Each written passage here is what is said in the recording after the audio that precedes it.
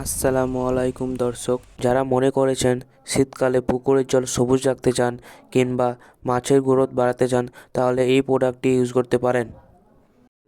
এই প্রোডাক্টটি তৈরি করার জন্য লেগেছে রাইস পালিশ, ভুট্টা, গমের আটা, খোল এবং চিটাগুড়।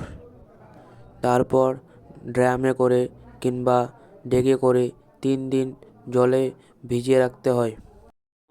তারপর পুকুরে নিয়ে আসা হয়। জলে নেমে পুকুরের চারপাশ দিয়ে হেঁটে ছড়িয়ে দেওয়া হয়। এই সব দেওয়ার পর একদিন পর একটা ভালো কোম্পানির প্রোবায়োটিক দেওয়া হয়।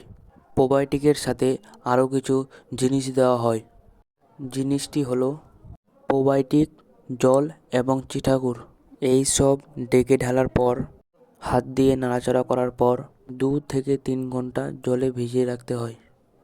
তারপর এইভাবে তৈরি হয়ে যায়।